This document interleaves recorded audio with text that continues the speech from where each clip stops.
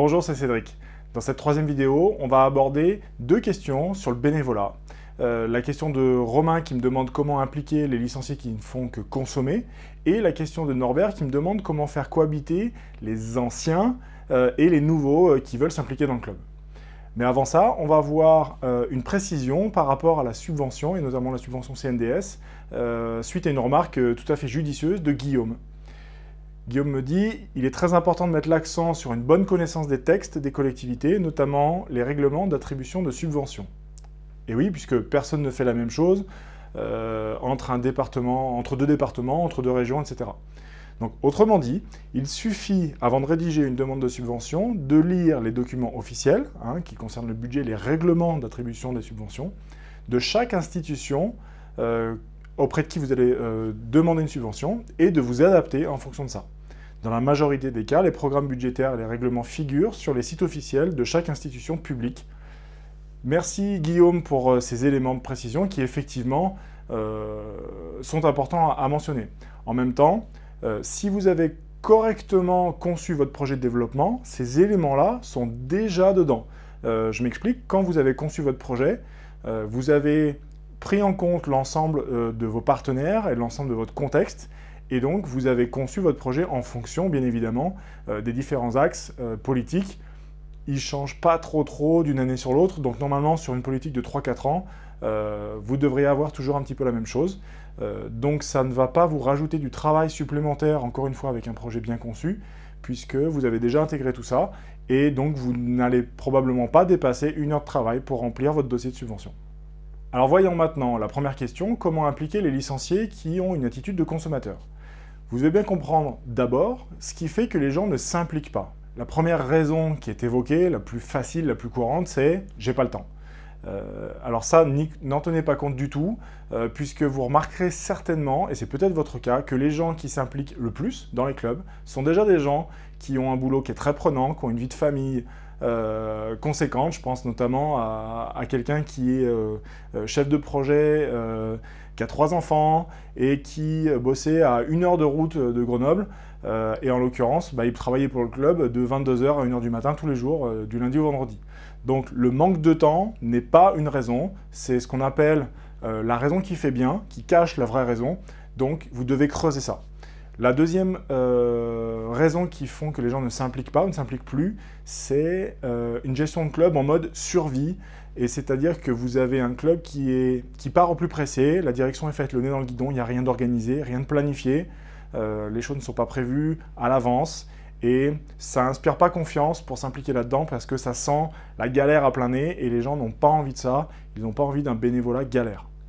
Le troisième point, c'est l'indifférence de la part des dirigeants ou si vous voulez, les dirigeants pensent que le bénévolat est une obligation, c'est un devoir de la part des licenciés et il n'y a aucune reconnaissance. Ça, c'est le pire que vous puissiez faire, c'est d'être indifférent par rapport à l'implication des gens qui travaillent avec vous dans ce club-là. Ils attendent de votre part de la reconnaissance. Maintenant qu'on a vu pourquoi les gens ne s'impliquent pas, voyons maintenant ce qui va faire que vos licenciés vont s'impliquer dans le club. Il y a 4 étapes principales, 4 clés qui vont vous permettre de gagner nettement au niveau de l'implication. La première clé, c'est de solliciter personnellement les gens. En tant que dirigeant, en tant que président, même c'est l'idéal, c'est au président d'aller solliciter les gens, les licenciés et leurs parents. Souvenez-vous que le président est le véritable directeur des ressources humaines du club. C'est celui qui a le plus d'impact dans la relation avec les licenciés et leurs parents. Donc, demandez-leur personnellement, sollicitez-les. L'idéal, c'est le téléphone ou la rencontre en face à face. Le deuxième point, vous devez leur expliquer pourquoi et donner du sens à l'action pour laquelle vous les sollicitez. Par exemple, leur expliquer que lors d'une soirée ou d'un loto, si vous faites la cuisine plutôt que de payer un traiteur, vous allez augmenter le bénéfice sur la vente du repas. Sauf que ça représente quand même du boulot, faire les courses, préparer la cuisine, etc. Il y a beaucoup de choses qui doivent être faites chez soi pour l'emmener à la salle, ça représente énormément de travail, et vous devez expliquer pourquoi c'est important. Si vous leur dites, voilà, si on ne prend pas un traiteur, si on fait la cuisine nous-mêmes, on va gagner tant de plus. Ça va permettre de dégager au final, on a prévu de gagner tel montant sur la soirée, donc ça sera notre bénéfice. Ce bénéfice-là va avoir un impact important sur le budget qu'on s'est alloué en termes de recettes, sur toute la partie animation festive, et ça représente tel pourcentage du budget total. Juste ça, de donner des chiffres, d'expliquer convenablement pourquoi c'est important qu'il y ait des gens qui travaillent pour le club, d'où vient l'argent de fonctionnement du club, tout simplement, va avoir un impact très important sur donner un sens et donc donner une bonne raison, finalement, une raison valable à l'implication. Et les gens vont tout de suite comprendre à quel point c'est important et à quel point le travail qu'ils vont fournir va faire une différence dans la vie du club. Le troisième point, c'est qu'une fois que vous leur avez expliqué pourquoi c'est important et que vous les avez sollicités personnellement, il va falloir préciser le plus possible la tâche que vous leur demandez. Le pire que vous puissiez faire, c'est de leur dire « Bon les gars, ça serait vraiment bien que vous vous impliquiez dans le club, on est 3, on n'en peut plus, on est au bord de la rupture, c'est vraiment difficile, impliquez-vous. » Alors ça, je vous rassure, ça leur donne absolument pas envie. Alors que si vous leur dites « Écoute, j'ai besoin de toi juste pour faire les courses, puisqu'on va faire le repas nous-mêmes à cette soirée-là. Il faut que tu fasses les courses, tel jour, ça devrait te prendre pas plus d'1h30, puisque vous allez être 3 en fait, sur une équipe de 3. Voilà la liste, voilà la carte métro ou de tel magasin pour aller acheter. Il faut que je te fais un chèque au nom du club, et il faut que tu livres ça à tel endroit. » Eh bien, avec des infos aussi précises que ça, vous avez la date, vous avez l'heure, l'amplitude, enfin le temps que ça va prendre, les moyens que vous leur donnez, la mission, le type de mission précise, les gens se disent « je suis capable ou je suis pas capable ». Et ils vont répondre à la compétence, sur toujours le pilier sens compétence objectif. Ils vont répondre à leur compétence, je veux dire « est-ce que je suis capable de bosser 1h30, d'aller faire des courses ?» C'est facile à faire, je sais quoi acheter, je sais où aller, je sais comment je paye, je sais ce que je dois faire des courses après.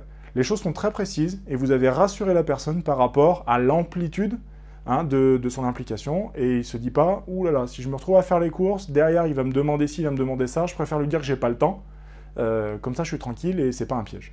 Le quatrième point qui est vraiment fondamental, c'est d'apporter de la reconnaissance et tout simplement de leur dire merci.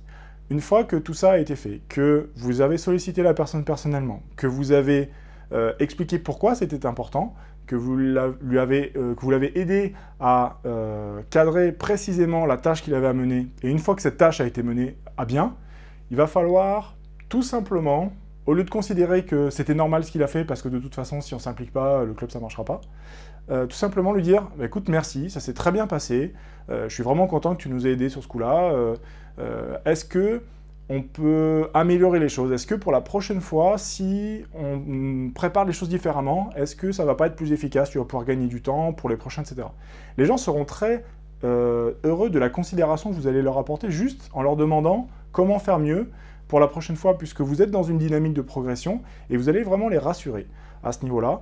Et tout simplement, vous allez avoir, ça va vous prendre quoi? 2 minutes? Mais ces 2 minutes de temps-là, vous allez faire une différence par rapport à leur implication, et ne serait-ce que cette considération-là d'un dirigeant qui vient voir un bénévole qui a travaillé, et bien ça fait une vraie différence. Ça leur permet de se dire, ça valait le coup, c'était sympa, il y a eu ça et ça qui n'a pas marché, mais c'est pas grave parce que je lui ai expliqué, la prochaine fois ça va rouler puisqu'on va corriger ce problème-là. Et ça les rassure beaucoup. Alors maintenant qu'on a vu comment faire venir les licenciés dans le pool de bénévoles du club, on va voir maintenant, sur la deuxième question, comment les faire cohabiter avec les anciens. Alors quand je dis anciens, je le mets entre guillemets, il n'y a rien de péjoratif ici, on est bien d'accord que les anciens, ce sont les gens qui s'impliquent depuis très longtemps, qui ont énormément de mérite d'avoir tenu bon jusque-là, dans les conditions dans lesquelles ils ont travaillé. Donc il n'y a rien de péjoratif, c'est juste pour faire la distinction avec les jeunes fous, comme disait Norbert, qui tirent dans tous les sens, et c'est pas simple de coordonner la fougue de la jeunesse et la sagesse des anciens. Alors Norbert me disait, les méthodes des anciens ne répondent pas à leurs attentes, aux attentes des jeunes. Donc la première question que moi je me pose à cette remarque-là, c'est quelles sont les attentes des jeunes? Peut-être que vous avez des éléments de réponse. Est-ce que vous êtes sûr que c'est toute la vérité? Le meilleur moyen d'être sûr de prendre en compte leurs attentes, c'est simplement de leur demander quelles sont leurs attentes.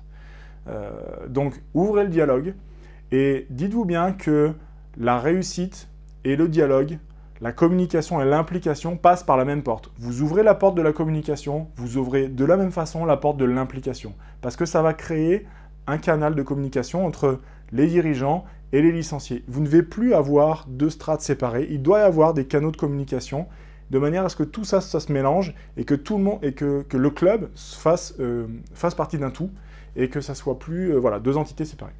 Alors bien évidemment, les anciens doivent aussi admettre que les jeunes fonctionnent différemment et que c'est pas mieux ou moins bien, mais c'est différent. On est quand même en 2011 et les façons de travailler, les façons d'être, les façons de se comporter sont plus les mêmes qu'il y a 20 ou 30 ans et il y a des choses qui ont changé effectivement. Et quelquefois, de changer, c'est pas si mal, il y a des bonnes idées. Par contre, c'est sûr que les anciens vont devoir cadrer un peu les nouveaux et de leur expliquer qu'on ne va pas partir dans tous les sens juste parce qu'ils trouvent que c'est une bonne idée, mais on va en parler et on va décider ensemble de ce qu'on va faire ensemble. Et donc voilà, le top en fait, c'est de se mettre tous autour de la table et de discuter, de poser différentes idées et de voir comment est-ce qu'on va collaborer autour des idées qu'on va sélectionner ensemble. Et finalement, de faire ça de façon structurée et plus que faire juste ça pour un événement, un match à domicile, un loto ou un gala ou un bal, de faire ça pour les 2 ou 3 années qui viennent, et c'est tout simplement de construire, désolé encore, mais de construire son projet de club et de planifier ce qui va arriver de manière, comme vous l'avez vu sur le point précédent, à bien préciser toutes les choses, à avoir une vision, mais de tout préciser de façon à beaucoup rassurer l'implication des bénévoles qui vont venir vous aider dans le fonctionnement et l'évolution de votre club. Comme je vous le disais tout à l'heure, les jeunes tirent un peu dans tous les sens et les anciens comprennent pas trop ce qui se passe. Encore une fois, si vous avez un plan, une planification à court et moyen terme, c'est très facile de dire non à des propositions puisque ça ne rentre pas dans le plan, en l'occurrence. Les anciens ont planifié les choses, les anciens ont fait des erreurs par le passé, c'est pas aux jeunes de répéter à nouveau les erreurs. Les choix qui sont faits aujourd'hui le sont par rapport à l'expérience des années passées.